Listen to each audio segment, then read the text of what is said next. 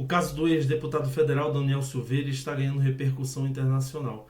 E o Procurador-Geral da República, Paulo Gonet, também será denunciado na Comissão Interamericana de Direitos Humanos. Se você ainda não é inscrito no canal, se inscreva, ative o sino da notificação e compartilhe com o maior número de pessoas, porque a situação do ex-deputado Daniel Silveira levanta sérias questões sobre abusos de poder no Brasil. Agora, ministros do Supremo Tribunal Federal e o Procurador-Geral da República estão sob a mira de denúncias nos Estados Unidos.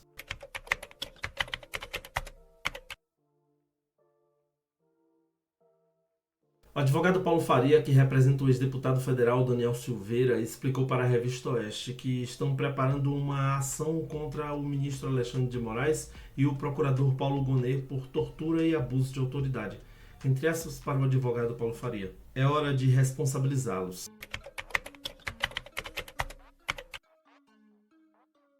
Silveira, segundo Faria, foi submetido à tortura sob a supervisão de Moraes. O procurador Gonet, ao se omitir, também se torna cúmplice.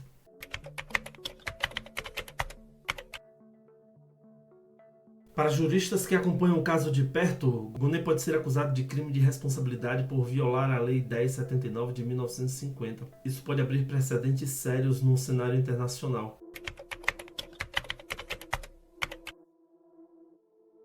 O advogado Paulo Faria se dirige a Washington para apresentar as denúncias à Comissão Interamericana de Direitos Humanos. E a pressão internacional está se intensificando. Recentemente, Moraes requisitou um exame criminológico para avaliar a aptidão de Silveira para a reintegração social. Mas o que deveria ser procedimento padrão se transformou em um campo de batalha judicial. Em um cenário político, se as denúncias prosperarem, podem desestabilizar ainda mais a relação entre Brasil e Estados Unidos, criando um novo cenário político e jurídico. Já para uma visão com base nos direitos humanos, essas alegações de tortura não são apenas sobre Silveira, refletem um padrão de desrespeito aos direitos humanos no Brasil. Precisamos que o mundo saiba o que está acontecendo. Jornalistas que acompanham o caso de perto afirmam que as alegações contra Moraes e Gonet estão gerando debate não apenas no Brasil, mas em todo o mundo. A mídia internacional destaca a importância do caso como um símbolo das tensões entre direitos humanos e o sistema judicial. Organizações de direitos humanos e cidadãos comuns se mobilizam exigindo uma investigação independente e mais transparência sobre o tratamento de Silveira. Para políticos e juristas familiarizados com o cenário em pauta, se a denúncia for aceita, pode haver repercussões diretas no governo brasileiro, incluindo pressões para reformar o sistema judicial e garantir proteção aos direitos humanos. O Congresso americano pode ser influenciado por esses eventos. A retomada da maioria republicana pode intensificar a pressão sobre o Brasil, potencialmente resultando em sanções. E essa não é a visão apenas do advogado do Daniel, mas de juristas e jornalistas que acompanham o caso desde o início. É que essa luta não é apenas por Daniel, mas por todos que foram silenciados durante esses anos nesses inquéritos que não acabam. A justiça deve prevalecer e o mundo deve saber o que está acontecendo no Brasil. À medida que o caso avança, o destino do Silveira e as implicações para o sistema judiciário brasileiro se tornam cada vez mais incertos. A luta por justiça se estende além das fronteiras e a comunidade internacional observa atentamente o cenário brasileiro diante desse caso. A esse ponto, Paula, eu acho que todos nós, principalmente o próprio Daniel Silveira, já não deve ter mais nenhuma esperança da soltura imediata, né? Porque o modus operandi do Alexandre de Moraes é sempre esse, né? Pedir mais alguma coisa, pedir mais alguma coisa, pedir mais alguma coisa, como nós vimos com o Felipe Martins, né? Toda vez que o Felipe apresentava provas de que ele não havia saído do país, Alexandre de Moraes vinha com mais um pedido, mais uma demanda.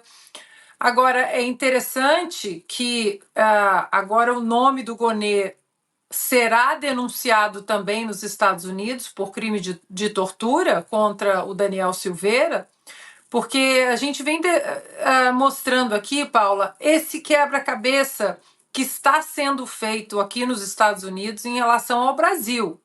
Muita gente fica esperando, né, uma bala de prata, não, agora vai, agora foi o Elon Musk, agora isso, agora aquilo. Mas, na verdade, todo esse quebra-cabeça sobre o Brasil está sendo montado.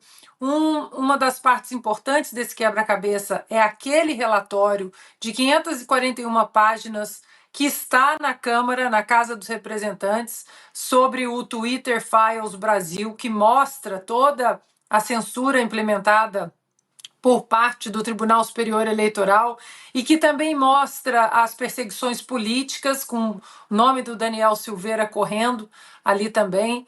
E aí, Paula, eu repito aqui a informação, né, que eu disse, a minha análise em relação à retomada da maioria dos republicanos na Câmara e no Senado, na Casa dos Representantes e no Senado. Porque se realmente os republicanos retomarem a maioria no Senado e também na Casa dos Representantes, não precisa esperar Donald Trump vencer a presidência. Se vencer, vai ser ainda, acho que um peso muito maior e sanções muito mais graves podem vir para o Brasil, já que, como falamos aqui, agora está exposto aqui nos Estados Unidos, e é matéria hoje em todos os jornais, os planos do Irã para tentar assassinar Donald Trump. Mas em relação a tudo sobre direitos humanos, sobre as institucionalidades de Alexandre de Moraes, o desrespeito à própria Constituição do Alexandre de Moraes, forçando empresas americanas a desrespeitar a nossa própria Constituição. Lembrando que, depois dos Twitter Files Brasil, o Elon Musk disse: a lei violou a lei. Ou seja, o Alexandre de Moraes violou a Constituição e agora eu tenho que violar a Constituição brasileira porque o juiz da Suprema Corte está me obrigando a violar a Constituição brasileira. Cai também naquela lei anticorrupção que eu sempre comento aqui, a FCPA. Então, Paula, todas essas pecinhas vão sendo encaixadas quando o assunto é Brasil.